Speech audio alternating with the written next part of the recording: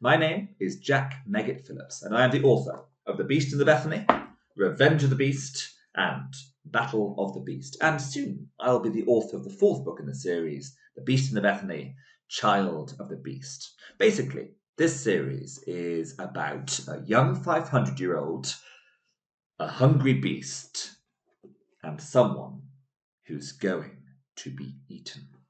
Earlier this year, I was lucky enough to be part of the Shropshire Book Fest Readers to Writers, a fantastic initiative which gives you lot the chance to create your own books. And I am thrilled to say that one of the students in my workshops has won an award. So a huge congratulations to Finley Mortimore from St. Leonard's Primary, who won second place in the upper Key Stage 2 age group with his book called 9 Lives.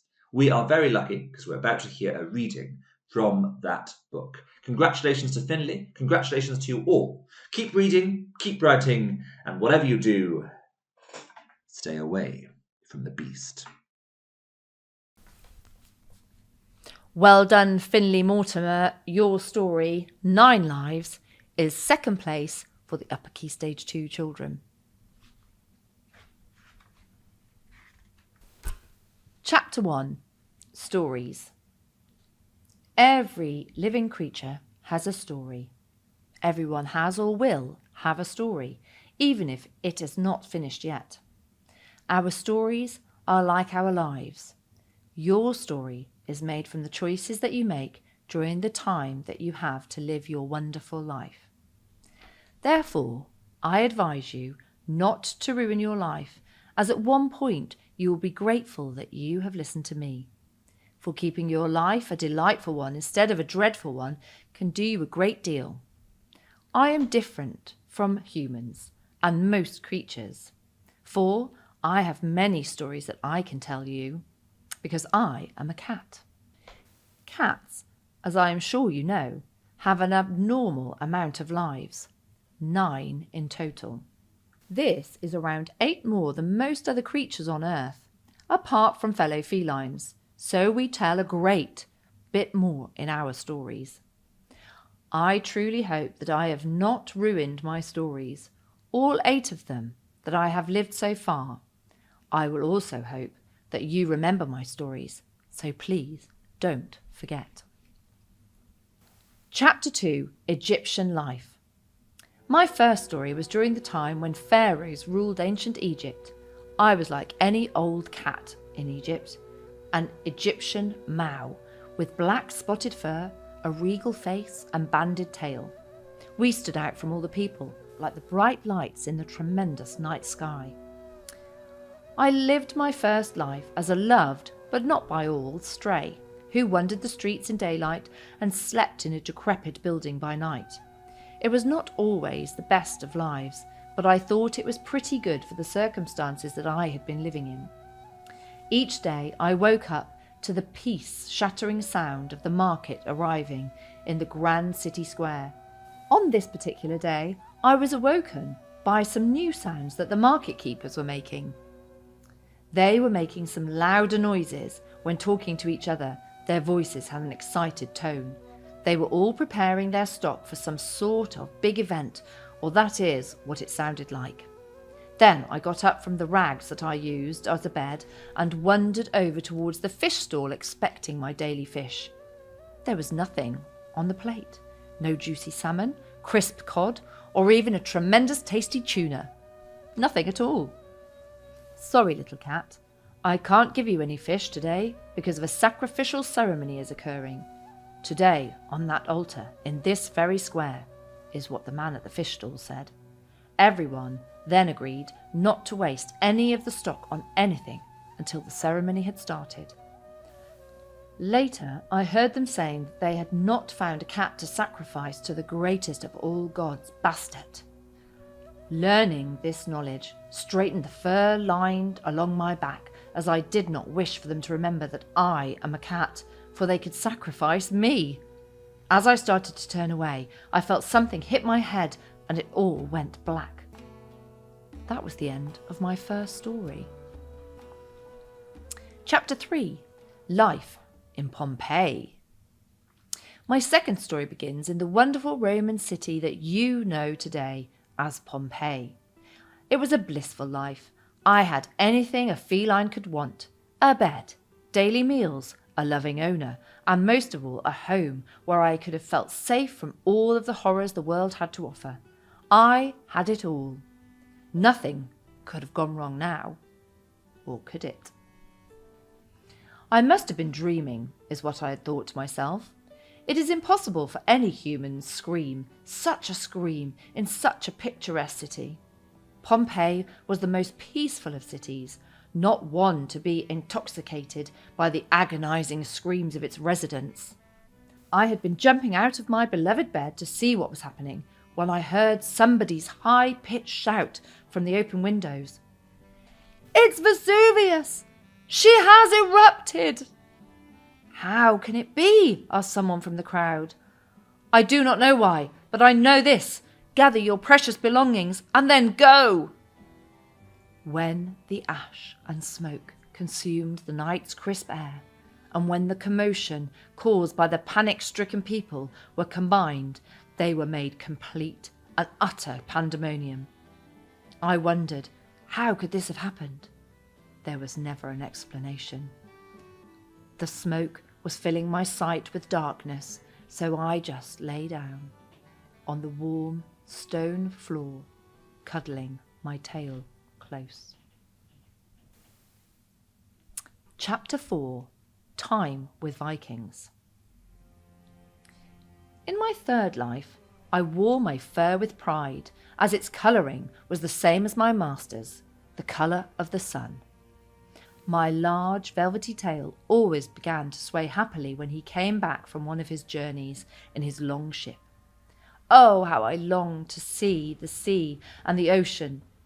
The lengthy fur that surrounded my body was perfect for the harsh cold of Norway, so my master never worried for me, knowing that I was safe, of course. I loved being a Norwegian forest cat. It was brilliant. When he first invited me to come aboard his longship to the sea, I thought he was joking, but to be joking about such a thing was ludicrous. It was crazy. How could such a man as my master be sending me into a false sense of hope? He asked me again. It hit me. He was not joking. I was going to sea. That was one of the happiest moments of my life. My master's ship was, or as grand as it could have been during the time, it had one giant mast in its centre with an even greater sail draped across it. The oarsmen had fine strokes which they used to propel the boat forwards. I could not have hoped for a greater ship. Its drummer was spectacular. I was the luckiest cat in the world. I adored roaming my master's ship because it was so slick and smooth. I met all the crew. Strangely, their hair was the same colour as my fur. Ginger. I liked them. They were kind. They let me stick my head over the side of the boat so I could observe the fish dancing in the sea.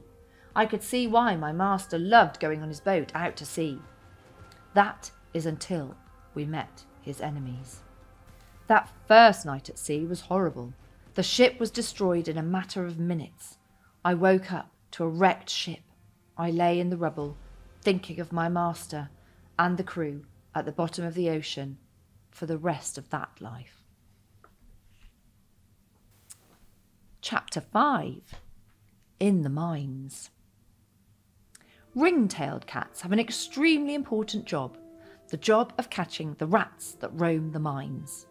They can easily catch the rats, for they have black bulbous, which they use to spot them through the mine's darkness, pointed ears, which give them an acute sense of hearing, and razor-sharp claws, which they use to catch them. That is what I was in my fourth story. Each day, as the magnificent sun rose over the horizon, I was awoke by the prospect of Sean, so I could go down to the mines with him. "Come on, you lazy cat," he used to tell me. "I haven't got all day. You know that." He used to hold a tool. I had seen him use it to strip the wall of yellow material. He often spent days looking for it, so he needed me to protect it from the rats. One day, when we were about to enter at the mines, the ground emitted a slight tremble. tripping me and Sean up. Even the wooden pillars nearly tripped up, and they were some of the strongest creatures, yet despite this the prospector entered the mine. Where we had entered from was new to us. He told me that this was the oldest of all the mines, and that was created 50 years before. There was nobody there. It had been uninhabited for all of its life. While in the mine, the prospector found a lot of that yellow stuff that he loved so much. Surprisingly, there was no rats to be seen, dead or alive. When the prospector found a vibrant jewel, he jumped for joy, as it seemed to be rare. Detaching it from the wall was a mistake, for as soon as he took it in his greedy arms, rocks fell. Chapter 6. White Heather. Buckingham Palace is a grand building with gigantic pillars that were used to suspend the palace's roof above the ground. Double doors that are so grand, large rooms, and the strong roof that protects its inhabitants from harsh weather. Each room was different from another. One may have tables in it, while others may have chairs in, or at least that is what it was like when I lived in Buckingham Palace. When I first arrived at the palace, I was a present for the glorious Queen Victoria. I was given to Her Majesty to represent somebody whose name I cannot remember. Congratulations for Victoria and her country. They were celebrating her accomplishment of serving 50 years as the British monarch. When she first opened my box, we fell in love. She had to keep me. As time passed, the Queen grew older, but despite this, she still managed to play with her beloved cat, White Heather. I had been given this name because of my fur, for it was pure white and had the texture, feeling of the plant heather. We had the greatest of times together, wandering through Victoria's private garden, sleeping on her comfortable bed and playing with miniature pieces of yarn. The list goes on. She was a brilliant friend to me, and I was to her. Every day the Queen would call upon her doctor so he could try to give her the strength she used to have. He never could. She grew weaker, and so did I. One day, we both took a nap and never woke up.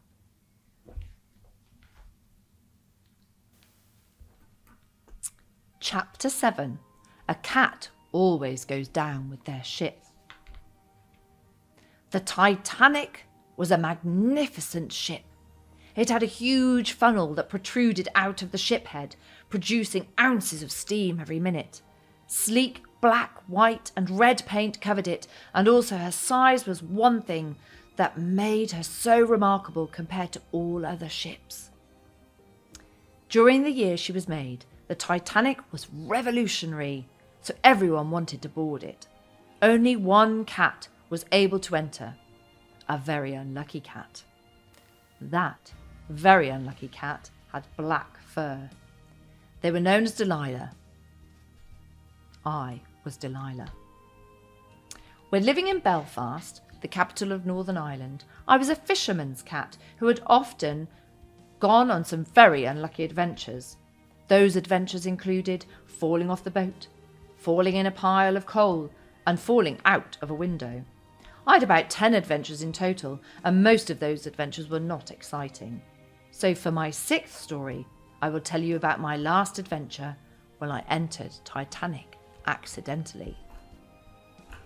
What had happened, I thought to myself when I woke up from my nap. I had entered the fisherman's boat and slept on the rusty metal floor. I remembered that the boat was a little bigger than before. How could I have mistaken this boat for a fishing boat? But then it hit me. I could have just exited from the way I came from. I could not, for the door or gateway had now shut. I was trapped in that boat, with no way of possibly escaping it.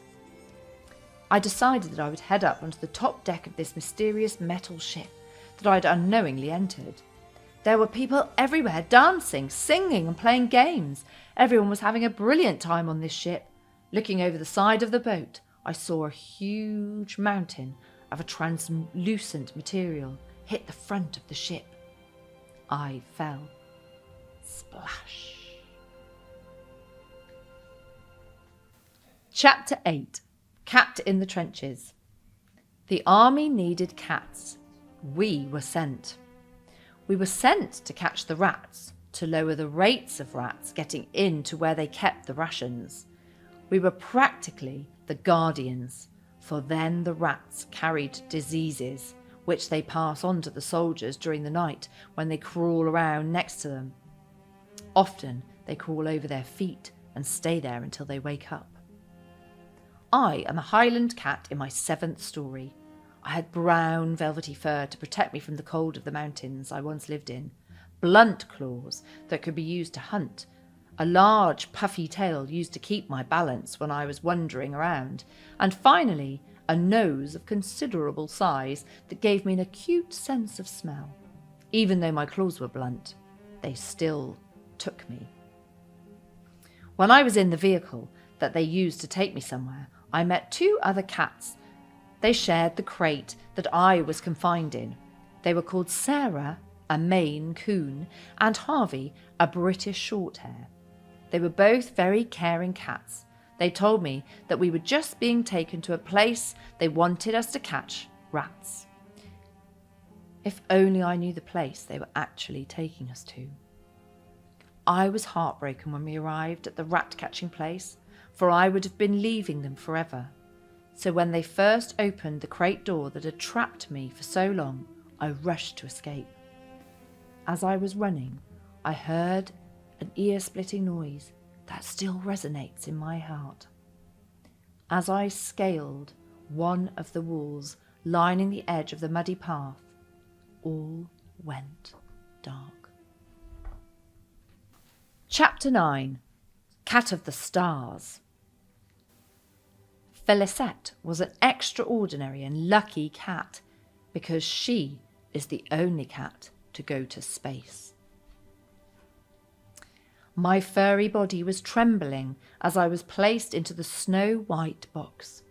The reason for my trembling was because I knew that that very day might be my last to breathe the blue planet's oxygen. Never again might I smell the sweet aroma of flowers on a midsummer's day, nor could I lay my eyes on towering trees that stand proud, for I was going to space. I shall not forget the thrust of that rocket as it departed from the Earth for the everlasting vacuum of space.